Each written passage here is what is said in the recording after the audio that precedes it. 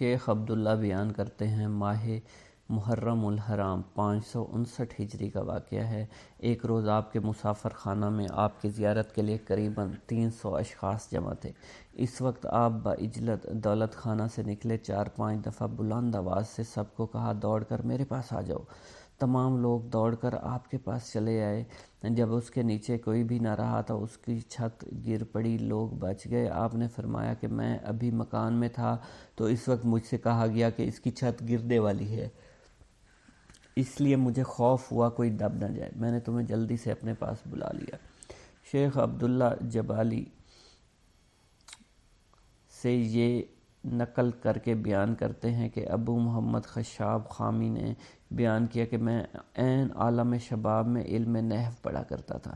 اس وقت اکثر لوگوں سے بسا اوقات حضرت شیخ عبدالقادر جیلانی کے اوصاف حمیدہ سننے میں آتے اور کہ آپ نہایت فصاحت و بلاغت سے واعظ فرماتے، اس لیے میں نے آپ کا واعظ سننے کا نہایت شائق تھا، مگر مجھے عدم فرسی کی وجہ سے اس کا موقع نہیں ملتا تھا۔ غرضے کہ ایک روز لوگوں کے ساتھ آپ کی مجلس واعظ میں گیا۔ میں اس وقت جس جگہ بیٹھا تھا آپ نے التفات کر کے فرمایا تم ہمارے پاس رہو،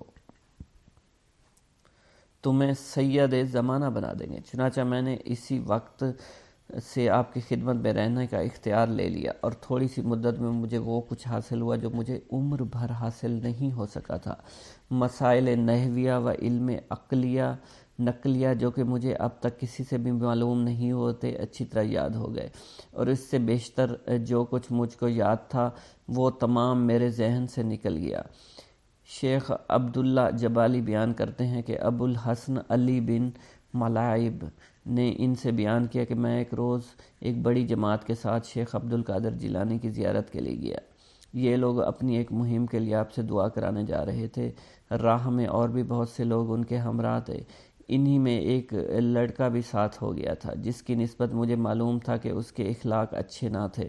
وہ اکثر اوقات ناپاک رہتا تھا اور بول براز کے بعد استنجا بھی نہیں کیا کرتا تھا۔ اتفاق سے اس وقت آپ راستے میں مل گئے۔ ان لوگوں نے آپ سے اپنا ماضی الضمیر بیان کیا، آپ سے اس کی نسبت دعا کے خواستگار ہوئے۔ اس کے بعد آپ سے ہماری ملاقات ہوئی، ہم نے آپ کی دست بوزی کی اور چاروں طرف کے لوگ بھی آپ کی دست بوزی کے لیے آ رہے تھے۔ جب اس لڑکے کی باری آئی، اس نے آپ کا دست مبارک پکڑنا چاہا تو آپ نے اپنے ہاتھ کو اپنی آستین میں دبا لیا اور اس کی طرف ایک نظر دیکھا تو وہ لڑکا بے ہوش ہو کر زمین پر گر گیا۔ پھر جب ہوش میں آیا تو اسی وقت اس کے چہرے پر داڑھی نمودار ہو گئی۔ پھر یہ اٹھا، آپ کے دست مبارک پر طائب ہوا، پھر آپ نے اس سے مصافحہ کیا۔ آپ کے دولت خانے تک یہی حال رہا، پھر آپ اندر تشریف لے گئے اور ہم باہر آ گئے۔ قدرت العارفین شیخ البازارانی کے خلف الصدق ابو الخیر بیان کرتے ہیں کہ جب میرے والد ماجد کی وفات کا وقت قریب ہوا تو میں نے آپ سے پوچھا کہ مجھے بتلائیے کہ میں آپ کے بعد کس کی پیروی کروں، تو آپ نے فرمایا شیخ عبدالقادر جیلانی کی۔ مجھے خیال ہوا معلوم نہیں آپ قصداً کہہ رہے ہیں یا غلبہ مرض کی وجہ سے آپ کی زبان سے نکل گیا ہے، اس لیے ایک ساتھ کے بعد میں نے دوبارہ آپ سے پوچھا کہ میں آپ کے بعد کس کی پیروی کروں۔ آپ نے فرمایا شیخ عبدالقادر جیلانی کی۔ پھر تیسری مرتبہ ایک ساتھ کے بعد میں نے پھر پوچھا آپ کس کی پیروی کروں، تو اس دفعہ بھی آپ نے فرمایا ان قریب ایک زمانہ آئے گا، اس وقت صرف شیخ عبدالقادر جیلانی کی ہی پیروی کی جائے گی۔ غرضے کہ میں اپنے والد ماجد کی وفات کے بعد بغداد آ کر آپ کی خدمت میں حاضر ہوا۔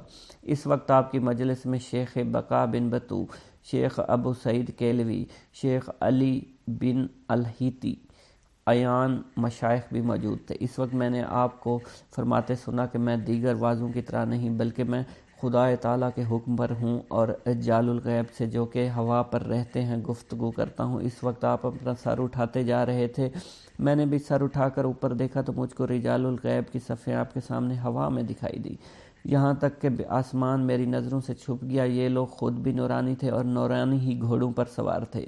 یہ سب لوگ اپنے سر جھکائے خاموش تھے، کوئی ان میں آب دیدہ تھا، کوئی لرز رہا تھا۔ مجھ کو یہ حالت دیکھ کر غشی ہو گئی۔ پھر جب ہوش آیا تو میں دوڑ کر لوگوں کے درمیان سے نکلتا ہوا آپ کے تخت پر چڑھ گیا۔ آپ میری وجہ سے تھوڑی دیر خاموش ہو گئے اور فرمانے لگے تو تم کو اپنے والد ماجد کی وصیت ایک دفعہ ہی کافی نہ تھی، میں خوف زدہ ہو کر خاموش ہو گیا۔ مفرج بن نہیان بن برکات نے بیان کیا ہے، جب ہمارے شیخ حضرت عبد القادر جیلانی کی بغداد میں شہرت ہوئی تو بغداد کے بڑے بڑے فقہا میں سے 100 فقہا آپ کا امتحان لینے کی غرض سے جمع ہوئے۔ ان سب کی رائے اس بات پر قرار پائی کہ ان میں سے ہر ایک شخص علوم و فن میں سے ایک نئے مسئلے پر سوال کرے، غرضے کہ یہ تمام فقہا آپ کی مجلس واعظ میں تشریف لائے۔ میں اس وقت آپ کی مجلس واعظ میں شریک تھا، جب یہ لوگ آ کر بیٹھ گئے، آپ اپنا سر جھکا کر خاموش ہو۔ اس وقت آپ کے منہ سے ایک شعلہ نکلا جس کو کسی نے دیکھا کسی نے نہیں دیکھا۔ وہ شعلہ ان تمام فقہا کے سینے پر سے گزر گیا۔ جس کے سینے پر وہ شعلہ پہنچتا گیا وہ نہایت پریشان ہو گیا۔ اس کے بعد وہ سب کے سب چلانے لگے، اپنے کپڑے پھاڑ ڈالے، برہنہ سر ہو گئے، تخت پر چڑھ کر آپ کے قدموں پر اپنے سر ڈال دیے۔ مجلس میں شور پیدا ہو گیا، ایسا معلوم ہوتا تھا گویا بغداد ہل رہا ہے۔ اس کے بعد آپ نے ایک ایک کو اپنے سینے سے لگانا شروع کر دیا۔ جب سب کو آپ اپنے سینے سے لگا چکے تھے تو ان میں سے ایک طرف مخاطب ہو کر فرمایا، تمہارے سوال کا جواب یہ ہے کہ اس طرح سے آپ نے ہر ایک کے سوال کا نام لے کر اس کا جواب بیان فرما دیا۔ جب آپ سب کے سوالوں کے جواب بیان فرما چکے اور مجلس ختم ہو گئی تو میں نے ان سے دریافت کیا کہ اس وقت آپ لوگوں کا کیا حال ہوا گا؟ تو آپ نے بیان کیا کہ جب ہم لوگ وہاں جا کر بیٹھے تو جس قدر ہمارا علم تھا وہ سب ہم سے سلب ہو گیا، گویا ہم نے کبھی کچھ پڑھا ہی نہیں تھا۔ پھر جب آپ نے ہمیں سینے سے لگایا تو ہمارا علم بدستور لوٹ آیا۔ پھر آپ نے ہم میں سے ہر ایک کو سوال کو بیان کر کے وہ جواب بیان فرمائے جنہیں ہم مطلق جانتے ہی نہیں تھے۔ ابو الحسن شیخ رکن الدین بیان کرتے ہیں، ایک دفعہ کا ذکر ہے، میں اور میرا ایک رفیق شفیق ہم دونوں حج کر کے بغداد آئے۔ اس وقت ہمارے پاس سوائے ایک قبضہ کے اور کچھ نہ تھا۔ اسے ہم نے فروخت کر کے چاول خریدے، پکا کر کھائے، مگر اس قدر چاولوں سے نہ تو ہمیں کبھی سیر ہوئے نہ کچھ لطف حاصل ہوا۔ بعد ازاں ہم شیخ عبد القادر جیلانی کی مجلس میں حاضر ہوئے۔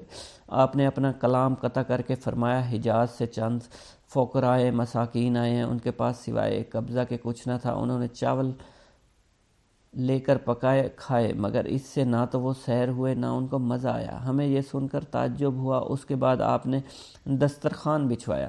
میں نے اپنے رفیق سے آہستہ سے پوچھا کہ تمہیں کس چیز کی خواہش ہے؟ اس نے کہا مجھ کو کشک وراجی کی خواہش ہے۔ میں نے اپنے دل میں کہا مجھ کو شہد کی انتہا۔ آپ نے فوراً اپنے خدام سے یہ دونوں چیزیں منگوائیں اور ہماری طرف اشارہ کر کے فرمایا، ان دونوں کے سامنے رکھ دو۔ خادم نے کشک وراجی میرے سامنے، شہد میرے رفیق کے سامنے رکھ دیا۔ آپ نے فرمایا، نہیں اسے الٹ دو، یعنی شہد کی جگہ کشک وراجی اور کشک وراجی کی جگہ شہد رکھو۔ اس وقت گھبرا کر چیخ اٹھا، دوڑ کر آپ کے پاس گیا۔ آپ نے فرمایا، واعظ مصر مرحبا مرحبا۔ میں نے عرض کیا، حضور آپ کیا فرماتے ہیں؟ میں تو اس لائق بھی نہیں، مجھ کو تو سورہ فاتحہ پڑھنے کا سلیقہ بھی نہیں۔ آپ نے فرمایا، نہیں مجھ کو حکم ہوا ہے کہ میں تم کو ایسا کہوں۔ ابو الحسن بیان کرتے ہیں کہ پھر میں آپ سے تحصیل علم میں مشغول ہو گیا۔ ایک ہی سال میں مجھ کو اس قدر روحانی فتوحات حاصل ہوئیں جس قدر کسی اور شخص کو 20 سال میں بھی حاصل نہ ہو سکیں۔ سبحان اللہ۔ اس کے بعد میں بغداد میں واعظ کرتا۔ پھر میں نے آپ سے مصر واپس جانے کی اجازت لی۔ آپ نے مجھ کو اجازت دی، فرمایا کہ جب تم دمشق پہنچو تو وہاں تم کو ترکی فوج ملے گی جو مصر پر قبضہ کرنے کی غرض سے آئی ہوگی۔ تم ان سے کہنا تم اس سال اپنے مقصد میں کامیاب نہیں ہو سکتے اس لیے تم واپس لوٹ جاؤ، پھر آئندہ 2 سال تم کامیاب ہو سکو گے۔ چنانچہ جب میں دمشق پہنچا تو مجھ کو ترکی فوج ملی۔ جو کچھ آپ نے مجھ سے کہا تھا میں نے ان کو بیان کر دیا، لیکن انہوں نے میرا کہنا نہیں مانا۔ جب مصر میں پہنچا تو وہاں جا کر دیکھا خلیفہ مصر ان سے مقابلہ کی تیاریاں کر رہا تھا۔ میں نے ان سے کہا کوئی خوف کی بات نہیں، وہ اپنے مقصد میں کامیاب نہیں ہو سکیں گے بلکہ تمہاری ہی فتح ہوگی۔ بالآخر ترکی فوج نے مصر پر حملہ کر دیا، شکست کھا کر واپس ہوئی۔ خلیفہ مصر نے میری بڑی عزت کی، مجھ کو اپنا مصاحب اور رازدار بنا لیا۔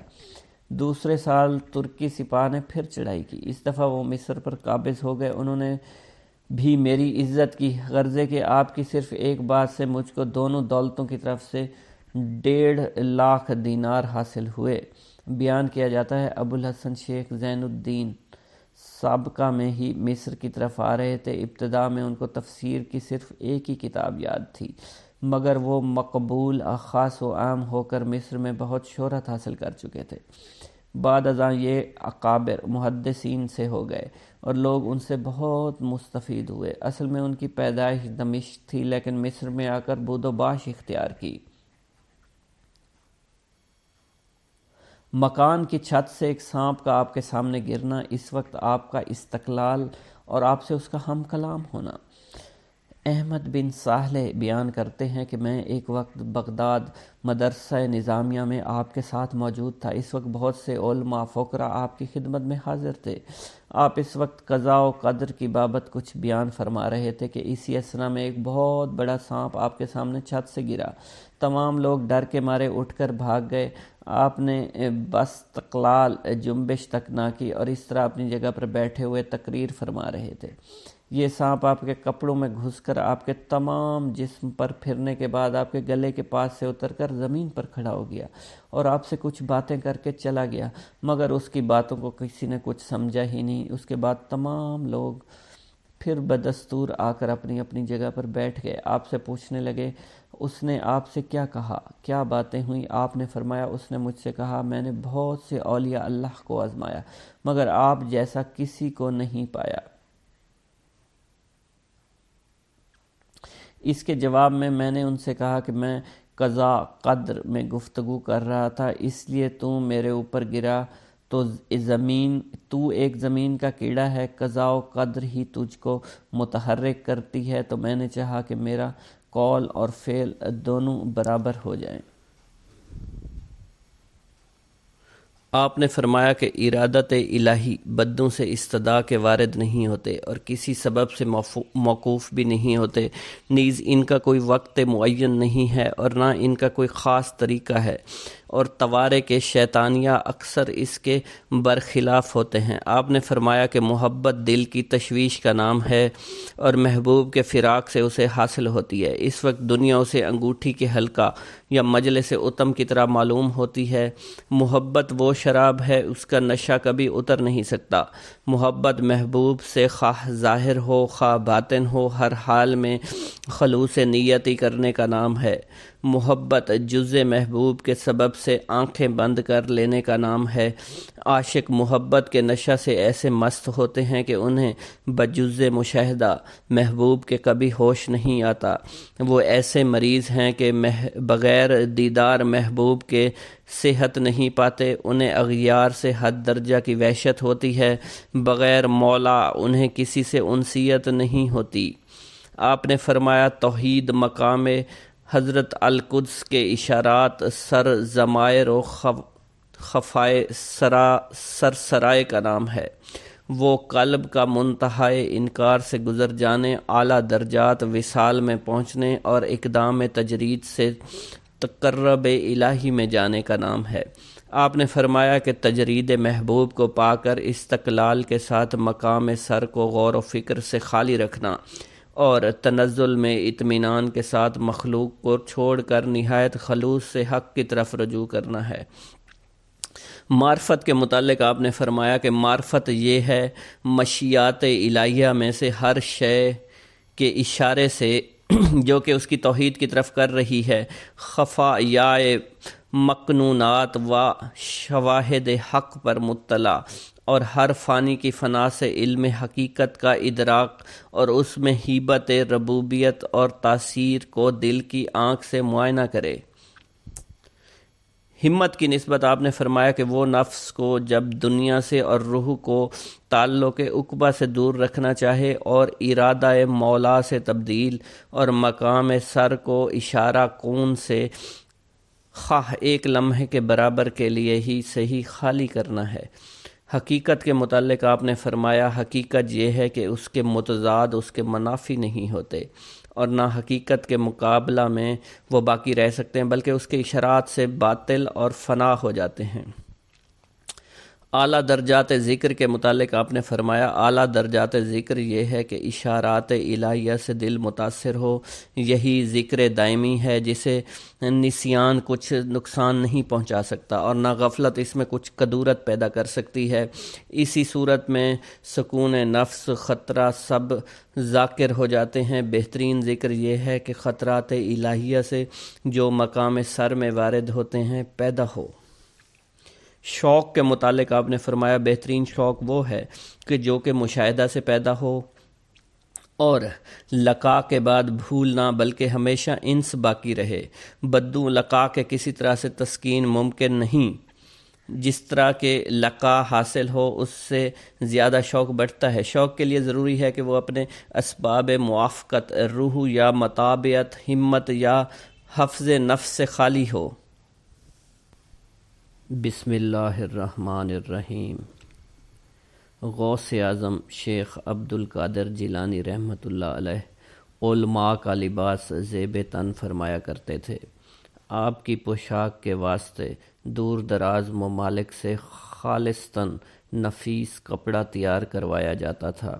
بالعموم ہر صبح آپ لباس تبدیل فرما کر پہلا لباس فقراء اور مساکین کو خیرات کر دیا کرتے تھے۔ غالباً ہر روز لباس کی تبدیلی فقراء اور مساکین ہی کی خاطر تھی، تبدیل لباس صرف بہانہ تھا۔ حضرت کی طبیعت عفوفت اور بدبو سے سخت متنفر تھی، اس لیے عبادات کے وقت خاص کر خوشبو کا استعمال کیا کرتے تھے۔ آپ ہر جمعہ نالین مبارک تبدیل فرمایا کرتے تھے اور پہلا جوڑا فقراء کو دے دیا کرتے تھے۔ آپ اکثر اوقات خچر پر سواری کیا کرتے تھے۔ آپ کو اونٹ کی سواری کا ہی کمال اشتیاق تھا۔ جب آپ باہر نکلتے تو جس بازار میں جاتے اس بازار کے لوگ صف بستہ کھڑے ہو جاتے۔ سنگ دل سے سنگ دل بھی آپ کو دیکھ کر موم ہو جاتا۔ شیخ عبد القادر جیلانی رحمۃ اللہ علیہ کی خوراک بالکل سادہ تھی۔ آپ کے واسطے غلہ علیحدہ ہی آپ کے پیسے سے بویا جاتا تھا۔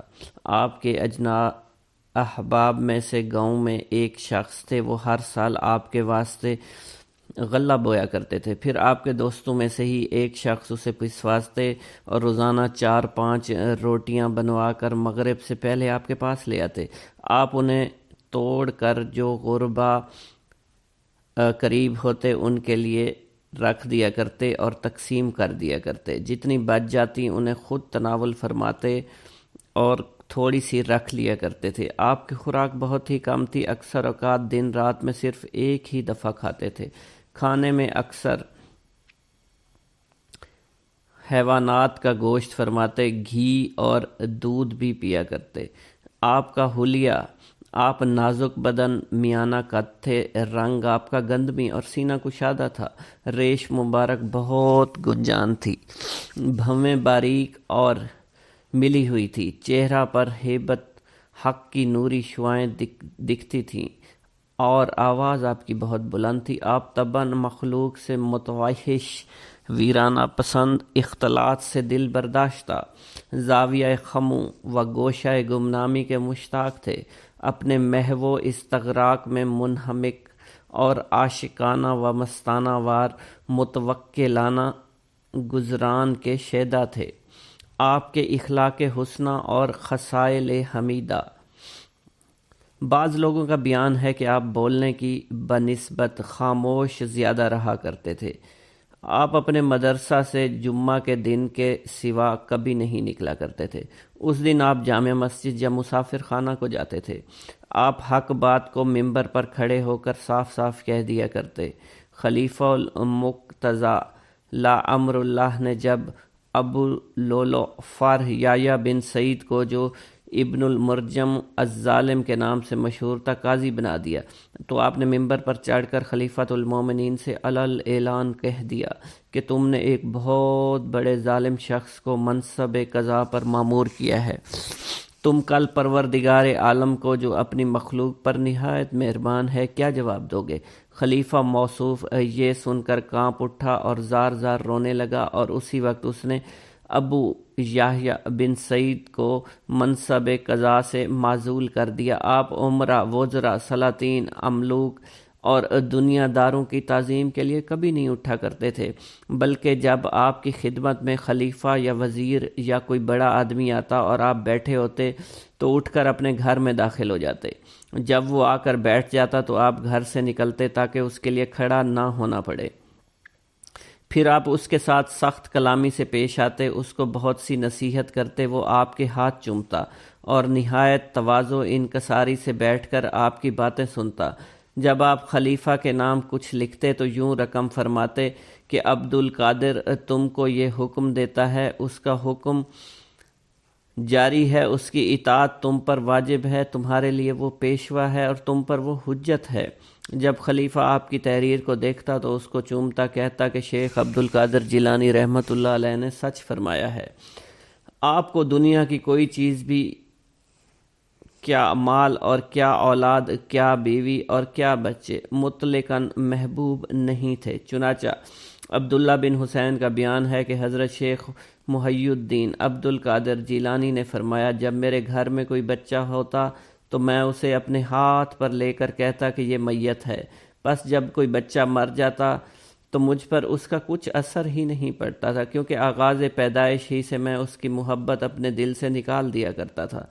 آپ کے لڑکے لڑکیاں مجلس واعظ کی رات انتقال کر جاتے، مگر آپ مجلس برخاست نہیں فرمایا کرتے تھے۔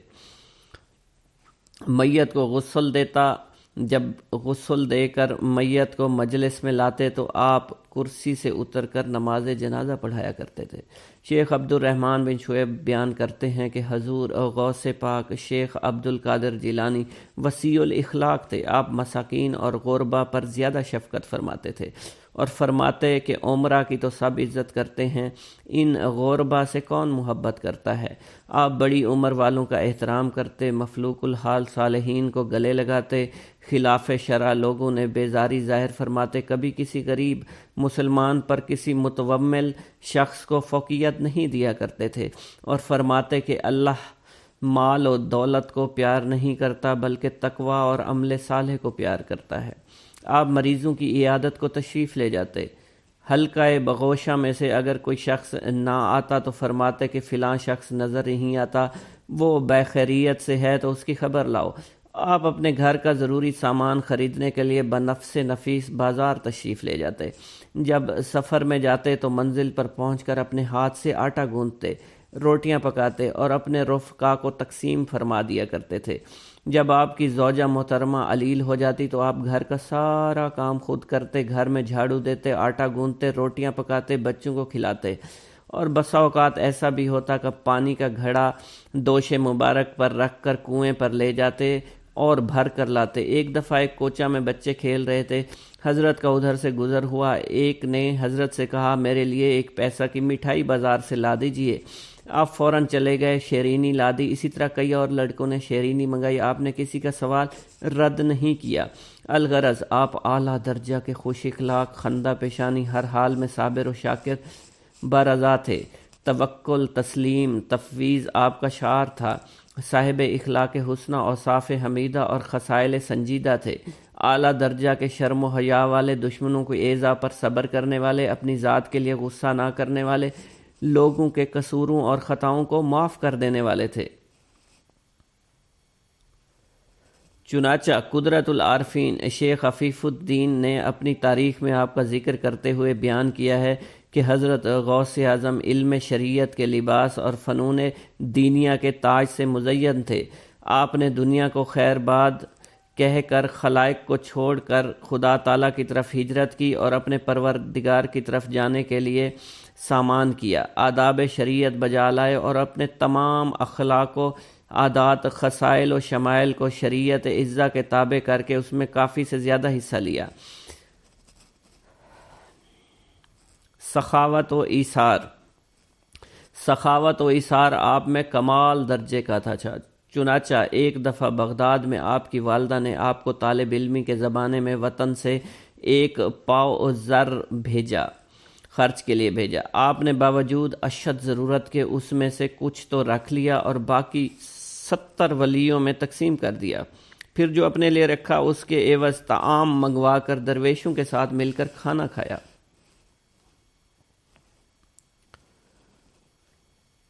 اسی طرح کا ایک اور واقعہ ہے کہ ایک دفعہ آپ نے ایک شکستہ دل فقیر کو دیکھ کر کہا، تو رنجیدہ خاطر کیوں ہے؟ اس نے کہا کہ میں آج دریا کنارے گیا، ملاح سے کہا مجھے دوسری طرف لے چل، اس نے انکار کیا، اس لیے غربت اور افلاس کے سبب شکستہ دل ہو گیا۔ فقیر نے اپنا کلام ختم نہ کیا تھا، ایک شخص 30 دیناروں کی تھیلی لے کر آپ کی نظر کرنے آیا۔ آپ نے اس فقیر سے فرمایا، یہ تھیلی لے کر ملاح کے پاس جا، اسے کہہ دے کسی فقیر کا سوال رد نہ کر۔ پھر اپنی قمیض اتار کر فقیر کو دے دی، پھر اس میں سے 20 دینار کو خرید لی۔ علامہ ابن انجار اپنی تاریخ میں لکھتے ہیں کہ جبانی کا بیان ہے کہ مجھ سے حضرت شیخ عبد القادر جیلانی نے فرمایا، میں نے اپنے تمام اعمال کی تفتیش کی تو کھانا کھلانے اور حسن خلق سے افضل و بہتر میں نے کسی کو نہیں پایا۔ اگر میرے ہاتھ میں دنیا ہوتی تو میں یہی کام کرتا کہ بھوکوں کو کھانا کھلاتا رہتا۔ علامہ ابن انجار جبائی سے یہ بھی نقل کرتے ہیں کہ آپ نے مجھ سے یہ بھی فرمایا، میرے ہاتھ میں پیسہ نہیں ٹھہرتا، اگر صبح میرے پاس 1000 دینار آئیں گے تو شام تک ان میں سے ایک بھی پیسہ نہیں بچے گا۔ بسم اللہ الرحمن الرحیم۔ غوث اعظم شیخ عبد القادر جیلانی رحمۃ اللہ علیہ اپنے گھر کا ضروری سامان خریدنے کے لیے بنفس نفیس بازار تشریف لے جاتے۔ جب سفر میں جاتے تو منزل پر پہنچ کر اپنے ہاتھ سے آٹا گوندتے، روٹیاں پکاتے، اپنے رفقا کو تقسیم فرماتے تھے۔ خدام عرض کرتے کہ حضور یہ کام ہم کریں گے، آپ تکلیف نہ کریں، لیکن آپ بالکل نہ مانتے اور فرماتے کہ اگر میں کر لوں گا تو کیا حرج ہے۔ جب آپ کی زوجہ محترمہ علیل ہو جاتی تو آپ گھر کا سارا سامان خود خریدتے، گھر کا سارا کام خود کرتے، گھر میں جھاڑو دیتے، آٹا گوندتے، روٹیاں پکاتے، بچوں کو کھلاتے، اور بسا اوقات ایسا بھی ہوتا کہ پانی کا گھڑا دوش مبارک پر رکھ کر کنویں پر لے جاتے اور بھر کر لے آتے۔ ایک دفعہ ایک کوچہ میں کچھ بچے کھیل رہے تھے، حضرت کا ادھر سے گزر ہوا، ایک نے حضرت سے کہا میرے لیے 1 پیسہ کی مٹھائی بازار سے لا دیجئے۔ آپ فوراً چلے گئے، شیرینی لا دی، اسی طرح کئی اور لڑکوں نے شیرینی منگائی۔ آپ نے کسی کا سوال رد نہ کیا۔ الغرض آپ اعلیٰ درجے کے خوش اخلاق، خندہ پیشانی، ہر حال میں صابر و شاکر، راضی برضا، توکل، تسلیم، تفویض آپ کا شعار تھا۔ صاحب اخلاق حسنہ اور صاحب حمیدہ اور فضائل سنجیدہ تھے۔ اعلیٰ درجہ کے شرم و حیا والے، دشمنوں کی ایذا پر صبر کرنے والے، اپنی ذات کے لیے غصہ نہ کرنے والے تھے، لوگوں کے قصوروں اور خطاؤں کو معاف کرنے والے، اور شدید الخشیہ، رقیق القلب، سریع الدمع، کثیر الہیبت اور قریب آپ کا دوب آموز تھا۔ قدرت العارفین عفیف الدین ابو محمد نے اپنی تاریخ میں آپ کا ذکر بیان کرتے ہوئے فرمایا ہے کہ حضرت غوث اعظم علم شریعت کے لباس اور فنون دینیہ کے تاج سے مزین تھے۔ آپ نے دنیا کو خیر بات کہہ کر خلائق کو چھوڑ کر خدائے تعالیٰ کی طرف ہجرت کی اور اپنے پروردگار کی طرف جانے کے لیے پورا سامان کیا، آداب شریعت بجا لائے اور اپنے تمام اخلاق و عادات، خصائل و شمائل کو شریعت کے تابع کر کے اس میں کافی سے زیادہ حصہ لیا۔ آپ نے لوگوں کو شراب محبت الہی سے سیراب کیا، ان کو قرب الہی کا مشتاق بنا دیا، معارف حقائق کے چہروں سے شکوک و شبہات کے پردے اٹھا دیے اور دلوں کی پوئی مردہ شاخوں کو وصف جمال ازلی سے شاداب کر دیا۔ آپ غربا کا بہت خیال رکھتے تھے۔ ایک مرتبہ آپ حج کے لیے تشریف لے گئے، راستے میں بمقام حلہ قیام کیا۔ آپ نے وہاں کے ایک باشندے سے دریافت کیا کہ اس جگہ کون شخص سب سے زیادہ محتاج ہے، اس لیے آپ کو ایک کثیر الایام مفلوک الحال شخص کا نام بتایا۔ آپ اس کے مکان کی طرف تشریف لے گئے۔ جب آپ وہاں پہنچے تو کیا دیکھتے ہیں، مکان نہایت شکستہ ہے، دیواروں کی بجائے بوسیدہ کمبل لٹکے ہوئے ہیں، اس میں ایک بوڑھا بوڑھیا لڑکی بیٹھی ہوئی ہے۔ آپ نے اس بوڑھے سے اجازت طلب کی، اس نے بخوشی اجازت دے دی۔ آپ نے وہاں قیام فرمایا۔ تھوڑی دیر کے بعد جب آپ کی تشریف آوری کی خبر اہل محلہ کو پہنچی تو روسائے حلہ دوڑے ہوئے آئے اور حاضر خدمت ہو کر درخواست کی کہ حضور ہمارے غریب خانوں پر قیام فرمائیے، مگر آپ نے منظور نہیں فرمایا۔ ایام شہر نے آپ کے لیے بہت سی گائے، بکریاں، سونا چاندی، کھانا بھیجا۔ لوگوں کا ہجوم بھی تحائف و ہدایت لے کر آپ پر ٹوٹ پڑا۔ آپ نے فرمایا یہ سب سامان اور زر نقد صاحب خانہ کو دے دو، اور دوسرے روز فجر کی نماز کے بعد آپ بیت اللہ کو روانہ ہو گئے۔ آپ کے صاحبزادہ عبد الرزاق کا بیان ہے کہ کئی سالوں کے بعد حلہ میں میرا گزر ہوا، کیا دیکھتا ہوں کہ وہ بوڑھا اور وہاں کے باشندوں میں سب سے مالدار ہے۔ اس نے مجھ سے کہا یہ سب کچھ اس رات کی برکت ہے، ان گائے بکریوں نے بچے دیے اور وہ بڑھ گئے۔ اسی طرح ایک اور اللہ والے کا واقعہ ہے کہ ایک دفعہ آپ نے ایک شکستہ فقیر کو دیکھ کر کہا تو رنجیدہ خاطر کیوں ہے؟ اس نے عرض کیا کہ میں آج دریا کے کنارے گیا اور ملاح سے کہا مجھے دوسری طرف لے چل۔ اس نے انکار کیا، اس لیے افلاس اور غربت کے سبب میں شکستہ دل ہو گیا ہوں۔ فقیر نے اپنا کلام ختم نہ کیا تھا، ایک شخص 30 دینار لے کر آپ کی نظر کرنے آیا۔ آپ نے اس فقیر کو دے دیا کہ یہ تھیلی لے کر ملاح کے پاس جا اور اسے کہہ دے کہ کسی فقیر کا سوال رد نہ کیا کر۔ پھر آپ نے اپنی قمیص اتار کر فقیر کو دے دی، پھر اس سے 20 دینار کو خرید لی۔ عبداللہ جبائی کہتے ہیں کہ حضرت شیخ عبد القادر جیلانی رحمۃ اللہ علیہ نے فرمایا کہ میں نے اپنے تمام اعمال کی تفتیش کی تو کھانا کھلانے اور حسن خلق سے بے افضل و بہتر کسی کو نہیں پایا۔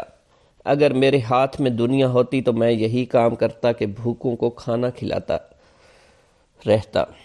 علامہ انجبار کہتے ہیں، نقل کرتے ہیں کہ آپ نے مجھ سے یہ بھی فرمایا کہ میرے ہاتھ میں پیسہ بالکل نہیں ٹھہرتا۔ اگر صبح میرے پاس 1000 دینار آئیں تو شام تک ان میں ایک بھی پیسہ نہیں بچے گا۔